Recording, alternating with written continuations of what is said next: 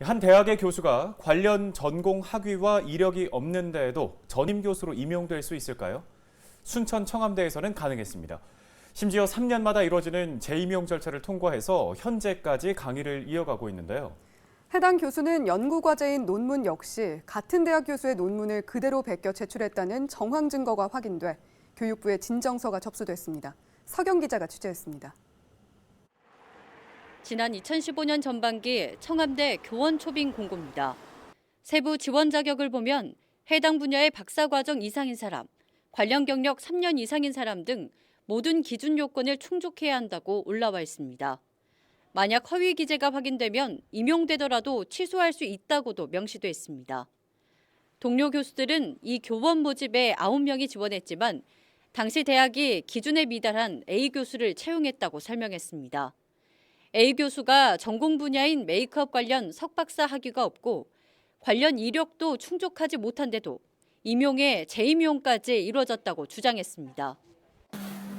믿어지지가 않았어요. 왜냐하면 있을 수가 없는 일이고 이 전공을 한 교수님한테 학생들은 수업을 배워야 할 학습권이라는 게 있는데 비전공자인 교수가 또 더더군다나 논문도 본인이 쓰지 않은 논문에 이름을 넣어서 이렇게 그 교수 채용하는데 교수로 임명이 되었다는 거에 대해서 저는 있을 수 없는 일이라고 생각을 하고 판단했습니다. 다음은 A 교수가 대학에 제출한 연구과제 논문입니다. 2013년에 발표된 미백 화장품에 관한 논문인데 도입부인 서론부터 2010년에 완성된 기존의 논문과 토시 하나 다르지 않습니다. 자료 수집 기간도 2009년 7월부터 8월까지 2달 동안 진행된 것도 같고 결론에 서술된 문장도 똑같습니다. 이 논문에 게재된 20여 개의 실험과 설문조사 데이터 역시 기존에 발표된 논문과 소수점까지 일치합니다. A 교수 측은 해당 논문의 경우 본인이 처음부터 작성한 것은 아니라고 해명했습니다. 다만 논문의 수정과 보완 작업에 적극적으로 참여해 공동저자로 이름을 올렸다는 입장입니다. 미완성 논문이 있다고 해가지고 이거를 그냥 차단시키기엔 너무 아깝다 그래가지고 이걸 같이 2012년도 8월 9월 달에 이제 함께 그 논문 수정 보완 작업을 시작한 거죠. 청암대는 A 교수의 논문 표절 논란에 대해 인지하고 있다고 밝혔습니다.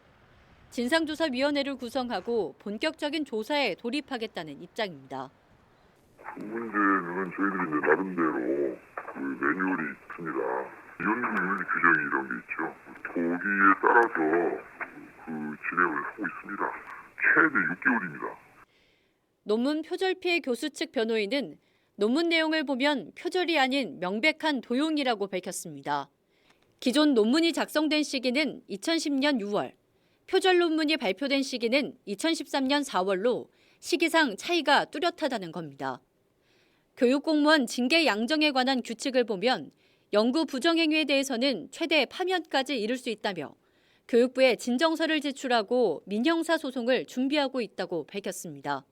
거의 파면 해임 사유에 해당될 수도 있는 그런 중대한 사안으로 이렇게 생각을 합니다. 자기가 그 아낀 논문이 이렇게 도용을 당했다라고 하는 데 대해서 굉장히 정신적으로 충격을 받을 수 있고 이 부분에 대해서는 민사상 손해배상도 충분히 가능하고 그 다음에 이 논문을 사용하고 한 거에 대해서는 업무방해 또 가능할 거라고 이렇게 생각이 됩니다.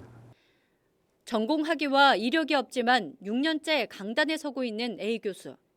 학생들의 학습권과 교육권 침해라는 지적이 나오는 가운데 청암대의 제멋대로 교수 임용 기준에 대한 우려가 이어지고 있습니다. 헬로티비 뉴스 서경입니다.